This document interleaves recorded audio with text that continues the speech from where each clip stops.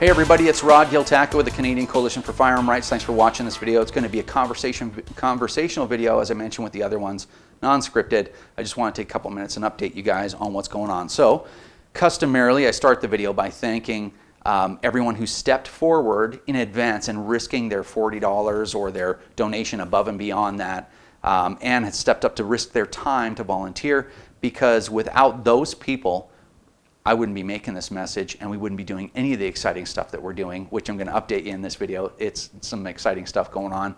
So those people, they deserve extra credit because they didn't sit on the sidelines. I saw one comment, well, you know, they're a new organization, I don't know, you know, they seem to have some good people around, but I'm going to sit back and wait and see what they do. Well, if everybody sat back and waited to see what we would do, we wouldn't be doing anything, right? Because we need people to help and we need money to do stuff.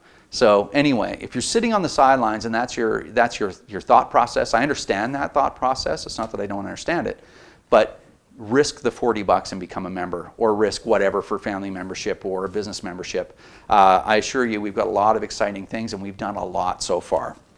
Now, one of the other comments I'd like to address while I go through this update is someone else left a comment. This is a particularly ignorant individual that said, well, what exactly have you guys done?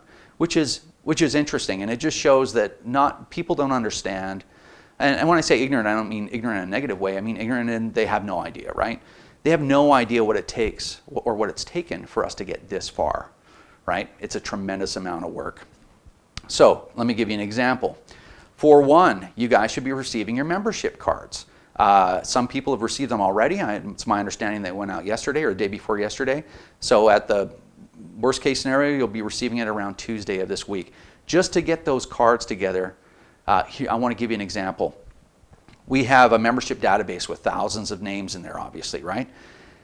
Our web guy, one of the directors of the organization, Serge LeChapelle, had to write a script from scratch to pull data out of this database and fill it into and bring all these values into certain areas of certain cells of an Excel spreadsheet, just to send that to the printer to have these things printed.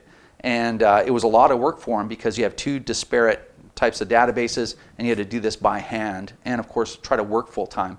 And if you know Serge, the guy works like all night long. So it's not like he has all kinds of free time. He's sitting there with his feet up looking for something to do. All of us work full time. So anyway, so again, Serge, one of my personal heroes. So all that information goes to the printers. We had to get someone to design the cards. We had to get the printers to print them. Then they all had to, in their boxes and boxes and boxes of cards. And here's a picture of the people that got together to spend an entire day sitting there stuffing envelopes. Someone had to write the welcome letter. Someone had to translate it in French. Someone had to buy a little squirty glue gun thing to stick the card on there. They had to stuff envelopes. They had to address them. They had to, again, a special script to address them. And then they had to postmark all of them and take them to the post office just so people could get their membership cards. So I think for a member, you know, you're like, yeah, I paid my $40, now I got my card, big deal. What have you guys done? It's an incredible amount of work. So let's talk about, so those cards are on the way. And you know, I'm not trying to say, oh yeah, you owe all these people anything, but they're volunteers, right? So that's, I think, the most significant thing that I'm trying to highlight here. So anyway, our location shoot for our first public service announcement is December the 22nd. It's finally here. We've got vehicles, we got actors, we got all kinds of stuff, and so we're going to be shooting that. Just to let you know what's involved in the first PSA, we have a location shoot on the 22nd. Then I'm going to edit this one myself just to save money, and I'll edit. I got to do 3 videos, even just for one PSA. I'll explain that in a second, but I'll probably do that over the Christmas break because I'll have a little bit of time to do that. So basically, we'll have a 15-second PSA, which will be the commercial that we're going to pay to air. Then there'll be a 1-minute version when should people be curious about that, and they go to the website and they say, well, what is this thing? Is that really true? And there'll be a 1-minute version of the same PSA, except with all the law and maybe even some case precedent, stuff like that in it. And then, of course, we have a welcome video that's got to be done as well. So I'll have to do actually 3 videos to get that first PSA out. So right now I'm about 2 weeks behind schedule. I know I promised to have it done in 60 days. I'm gonna push that a little bit, unfortunately. So my apologies for that, but we're hoping to have that aired and actually being disseminated first week of January. That's the goal. So that'll be really exciting. Next thing, public service announcement number 2 is already in scripting. We already have the idea and what we're going to need and resource-wise. One thing I'm going to ask again for a volunteer, I really need someone that is good with Adobe After Effects. So if anybody out there is good with that, even if you work on that stuff and you're like, I don't want to work on my time off, please step forward and help us out. I'm probably looking at about 10 hours of work every 2 months. You know, so if you can possibly scrape up that time, it would be really helpful. So if you know anyone that knows Adobe After Effects really well, really need that. So PSA 2, I'm hoping will be out and being disseminated, you know, paying for airtime and all that stuff sometime in at the end of February. We've got 5 in the queue to do so far. So and some other media projects also on the horizon. Next thing. Brochures are on the way. So there's a reiteration, like a revising going on with the brochure. Should be printed, I don't know, maybe in the next couple of weeks we should have brochures out there. The other thing is we have business reply cards. So if you have a gun store or you have a manufacturing business or something like that, please let us know if you would be willing to put a CCFR business reply card into the box as a product that you ship out. That would be really helpful, and we can provide those. We have those as well.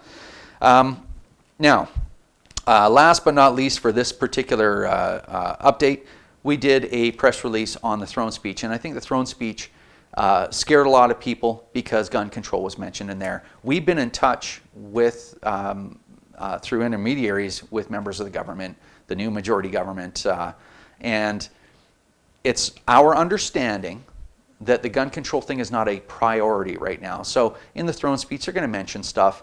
In the letter to new ministers, they're going to mention what the platform is. We haven't seen actual movement on doing anything. And it seems like the government has their hands full on a couple of other issues, as we all well know. So hopefully gun control can wait for a few months. If not, maybe a year. That'd be nice too. We have some events planned in Ottawa. We have a trip to Ottawa planned as well. And we have some meetings with the government. Hopefully we'll get those meetings. And we can just let them know that that some of these new laws that they're proposing do nothing but harass law-abiding gun owners. There's tons of data to support that. These measures don't have any effect on public safety, and hopefully they'll give us the audience to try to make our case. And if not, the CCFR's mandate in the aggregate anyway is to take it to the people, and we're going to continue to do that as well. So don't panic on the throne speech. Don't panic, you know, no matter what you hear, unless someone says we're formulating a bill or here's a bill and here's a number attached to it. That's when you can start screaming from the towers. And it's not that we're complacent. We just simply don't have the people, the budget, or the energy to chase everyone all the time. So we're doing the best that we can as efficiently as we can. So once again, I'll close it up. I appreciate you guys listening to me blabber on about how great I think, you know, our volunteers are and how appreciative I am for all the people that step forward to be members right off the bat. But if you're sitting there on the sidelines and you're considering the CCFR, we'd love to have your help. Go ahead and become a member. You can do that online at firearmrights.ca. And feel free to reach out to us if there's anything you can do to help us or anything we can do to help you. Thanks, and we will see you next time.